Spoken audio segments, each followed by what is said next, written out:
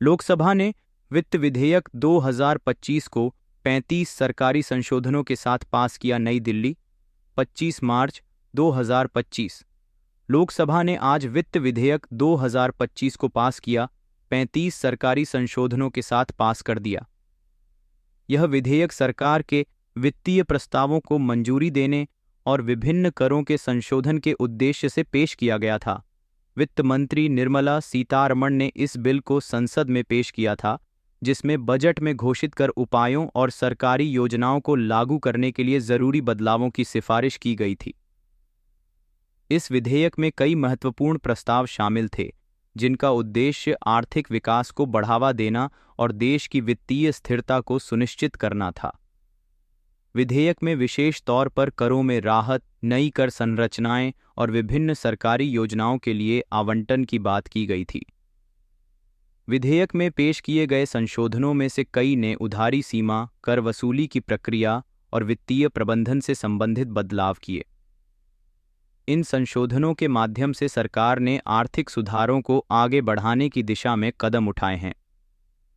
वित्त मंत्री ने इस दौरान कहा, यह वित्त विधेयक देश की अर्थव्यवस्था को मजबूत करने के उद्देश्य से महत्वपूर्ण है और यह वित्तीय अनुशासन बनाए रखते हुए विकास को बढ़ावा देने में सहायक होगा।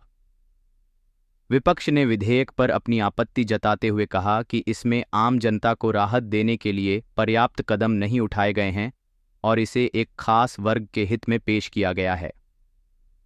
हालांकि सरकार ने इस पर स्पष्ट किया कि इस विधेयक के माध्यम से दी जाने वाली राहत दीर्घकालिक विकास और आर्थिक सुधारों पर आधारित है। अब यह विधेयक राज्यसभा में पेश किया जाएगा, जहां उस पर बहस और मंजूरी प्रक्रिया पूरी होगी। अगर यह वहां भी पास हो जाता है तो यह कानूनी रूप में लागू हो जाएगा। यह विधेयक देश की अर्थव्यवस्था को अगले साल के लिए एक नई दिशा देने की क्षमता रखता है। साथ ही यह वित्तीय स्थिरता और विकास के लक्ष्यों की प्राप्ति में मदद करेगा।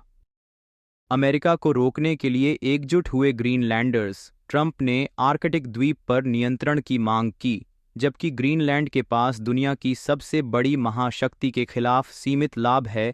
ट्रंप ने अपने नाटो सहयोगियों के साथ काम करने के बजाय ग्रीनलैंड और डेनमार्क के साथ विवाद को ट्रिगर करके एक रणनीतिक गलती की। NUU के लिसा सोलरुन क्रिस्टियनसेन ज़्यादातर दिनों में सुबह 4 बजे उठते हैं और ग्रीनलैंड की पारंपरिक इनुइट संस्कृति का जश्न मनाते हुए दुनिया भर के खरीदारों द्वारा अपनी गर्मी और रंगीन पैटर्न के लिए प्रतिष्ठित मोटी ऊन स्वेटर बुनाई का काम करते हैं।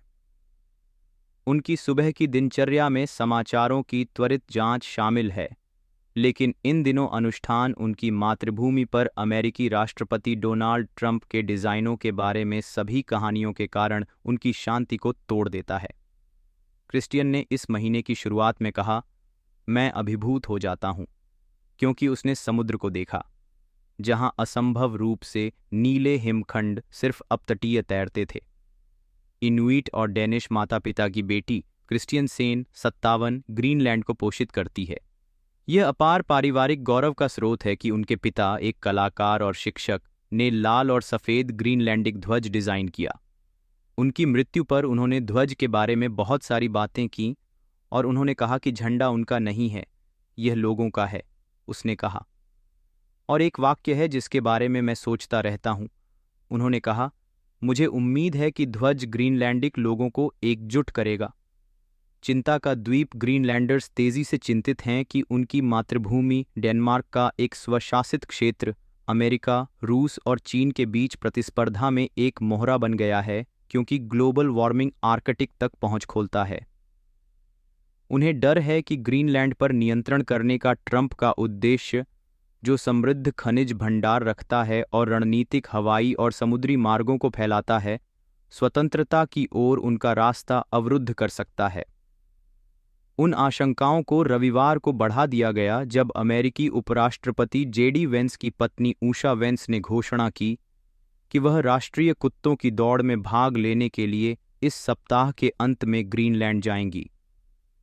इसके अलावा राष्ट्रीय सुरक्षा सलाहकार माइकल वॉल्ट्स और ऊर्जा सचिव क्रिस राइट उत्तरी ग्रीनलैंड में एक अमेरिकी सैन्य अड्डे का दौरा करेंगे।